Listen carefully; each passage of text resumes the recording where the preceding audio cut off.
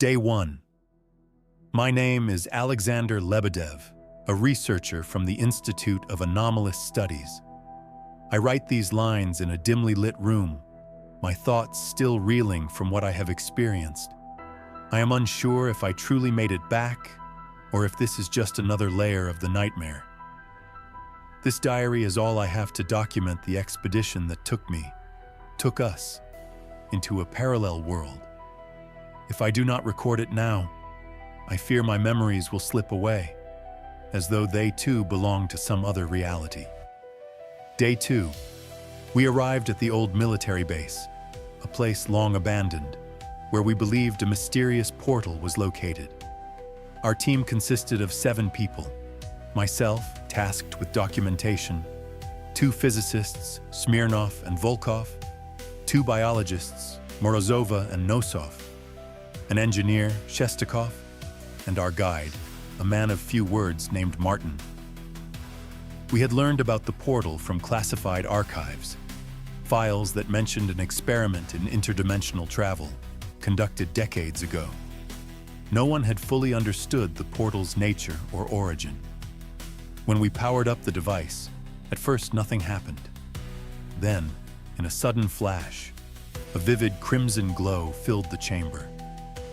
The air vibrated, and in the center of the apparatus, a circular distortion appeared, its edges rippling like a liquid mirror.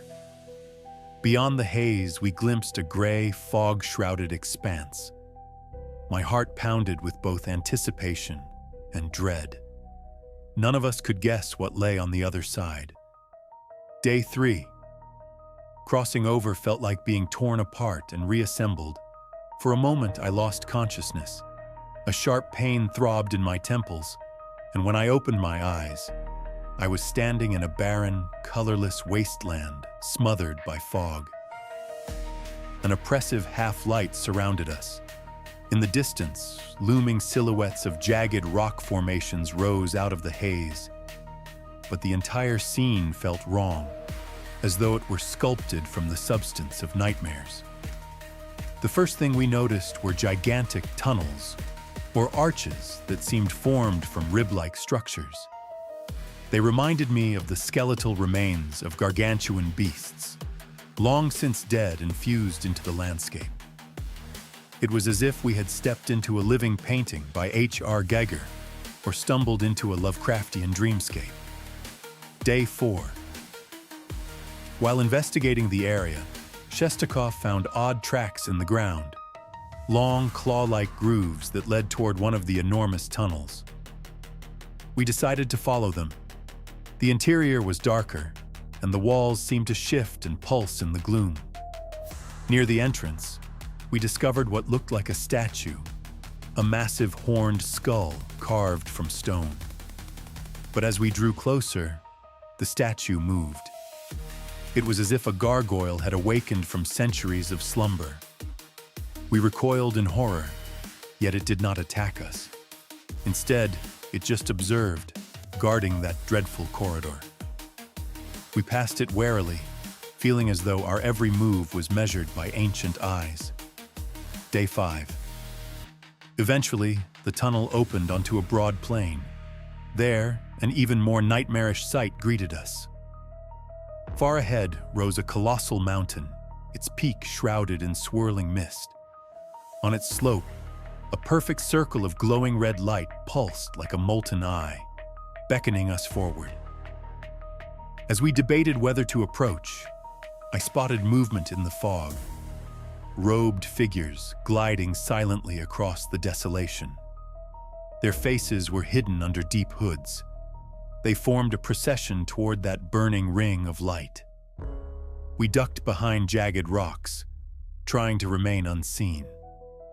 The figures stopped before the glowing portal and arranged themselves in a ritualistic circle. We heard a deep, resonant chanting, a sound both mournful and inhuman, causing chills to race through my veins. As their chanting grew louder, the red light intensified, and a vague silhouette of something massive shimmered within the circle. Day 6.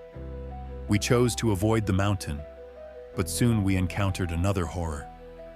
On the horizon, something gargantuan slithered across the foggy plain.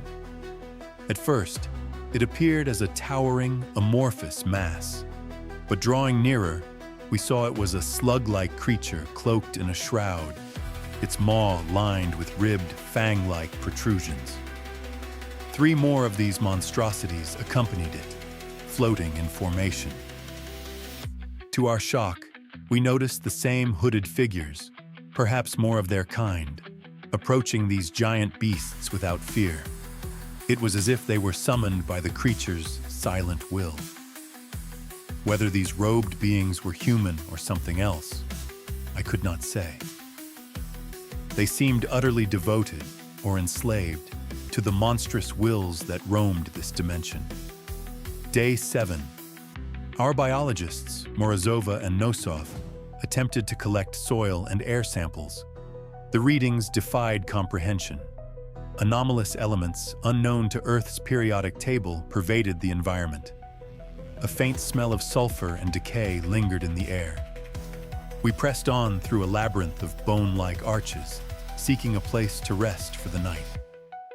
We discovered a narrow passage descending into the earth, a pitch-black tunnel. Shestakov suggested we explore, but a scraping, shuffling noise emanated from within, halting us in our tracks. Shining our flashlights, we revealed a hideous figure creeping out of the darkness, a skeletal shape with tattered, leathery flesh clinging to its bones. Its empty eye sockets glowed with a cold, white radiance. It reached for us with rotting, bony fingers, emitting a guttural rasp from its jaws. The sight was too much. We fled, nearly losing Nosov when he tripped. He scrambled away, just avoiding the creature's grasp. Day 8. We tried to retrace our steps to the portal site, but Martin, our guide, said the path had shifted. Distances in this world seemed fluid, the landscape rearranging itself to confound us. Along the way, we saw other abominations. Towering, horned, skeletal giants, hideous humanoid things with tangled tentacles, and ancient walls covered in bizarre bas-reliefs. The carvings depicted faces fused with tubes and spikes, an unholy merging of flesh and mechanism. In one particular spot, we stumbled upon what appeared to be a shrine, a huge relief carved in the shape of a skull, surrounded by writhing, serpent-like tendrils. It looked like an image of a deity or supreme entity. The walls bore symbols, spirals, coiling cables, patterns that seemed simultaneously organic and technological. Day 9. Our expedition began to unravel. Volkov disappeared. He claimed to hear voices echoing from within one of the tunnels. We tried to stop him, but he ran off into the fog, shouting about needing to find the source. We searched for hours, to no avail. By nightfall, we were exhausted and demoralized. Desperate, we decided to approach the red portal in the mountain, hoping it might lead us home or offer some clue about escaping. When we got there, the robed figures were already gathered. This time, there were many more of them. They formed a ring around a towering obelisk shaped like coiling tentacles, with a circular void in its center glowing blood red. Day 10. We hid behind a rocky outcropping, watching as one of the figures, a creature with a skull-like face etched with unearthly markings, stepped forward. It raised its arms toward the sky, and from the portal erupted a column of crimson light that flooded the entire valley. Slowly, a gigantic head emerged from the depths of the portal, an abominable visage reminiscent of an octopus skull, though even more twisted. Its empty, chilling eyes seemed to pierce through us. A deep, resonant tone vibrated in the air, making my very bones quiver. The robed cultists fell to their knees in worship.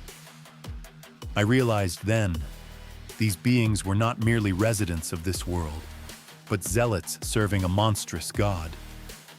Perhaps they had once been human, but now they were puppets to a force far older and more malevolent. Day 11. We were too close. They saw us. Two of the hooded figures lunged in our direction. Shestakov and Martin tried to hold them off, while I, along with Morozova and Nosov, sprinted toward the portal. Even now, recalling those frantic seconds makes my hands tremble. I glanced back to see Shestakov grappling with a hooded assailant. Martin vanished in a swirl of fog, and I have no idea if he survived. The three of us reached the glowing ring, feeling the scorching heat emanating from it. Within the portal churned a vortex of molten red energy, ready to devour anything that dared cross its threshold. We had no choice. We hurled ourselves forward, hoping this was a gateway back to our world. The moment I passed through, it felt as if I were being torn into 1,000 fragments. My mind flooded with visions of every horror we had encountered. The skeletal creatures with blazing eyes, the colossal slug-like monstrosities, the horned demons, the tentacled abominations with empty sockets. I could almost hear their silent laughter echoing in my skull. Day 12. When I opened my eyes, I found myself back at the military base, lying near the dormant portal apparatus. Morozova and Nosov were unconscious a few meters away. The portal was off. There was no sign of the others. The readings on the control panels suggested the device had deactivated by itself. According to the base clock, only a single day had passed, though we had spent what felt like more than a week wandering that cursed dimension. Now I sit here, writing these words, attempting to piece my memories together. Morozova and Nosov barely speak. They appear shattered, haunted. No one else has returned. Martin, Shestakov, Volkov, and Smirnov remain lost. I cannot say whether they are alive, trapped in that nightmare realm, or if they have been consumed by the entities that dwell there. Day 13. No one believes me. The military personnel who arrived at the base claim we suffered from hallucinations, perhaps induced by toxic gas. But the recollections are too vivid. I see them whenever I close my eyes. Colossal monstrosities with bottomless eyes, silent chanting figures, skeletal horrors crawling from the ground. I feel something followed us back. At night, I hear faint scratching outside my door. Sometimes I catch a glimpse of a red flicker, reminiscent of that accursed portal's glow. Perhaps it is merely post-traumatic dread, or perhaps it is just the beginning of something worse. Day 14. I cannot shake the sense that these beings and their worshippers are planning an incursion, if they have not already begun. We opened a door to them, and they might not stop until they have claimed all that lies beyond it. I reread my notes, trying to preserve every detail. The towering tunnels that resembled ribs of ancient behemoths. The colossal creatures seemingly possessed of dark intelligence and worshipped by hooded cultists. The chilling rituals at the fiery red portal. The undead skeletal beasts rising from beneath the ground. That pervasive feeling of being trapped in a cosmic nightmare beyond human comprehension. Every time I close my eyes, I see that giant tentacled skull gazing at me with hollow eyes, as though it's still calling me back. Conclusion. I fear my story has not truly ended. I write these final lines as a testament, hoping that if anyone finds them, they will heed my warning. Do not seek to open portals to unknown realms. We are unprepared for what lies beyond. Even as I write, my sanity teeters on the brink. I feel the presence of that other world pressing in on mine, as though some invisible boundary has been permanently weakened. In my nightmares, I still hear the cult's droning chant and see the twisted silhouettes lurking in the fog. They are ancient, they are merciless. They know no barriers. If we ever grant them access to our reality again, nothing will shield us from the all-devouring horror they embody. I hope these pages serve as a cautionary tale. I pray that no one else will repeat our fatal curiosity. The memory of that final confrontation, seeing that towering entity emerge from the Crimson Gate, haunts me. I write to stave off the madness, but the words bring no peace. All I can do is warn you. There are forces in existence far worse than death. My nightmares echo with their silent laughter, and in the dark recesses of my mind, I sense that monstrous presence. The boundary between worlds is thin, and if it tears again, we will all face a doom beyond imagining.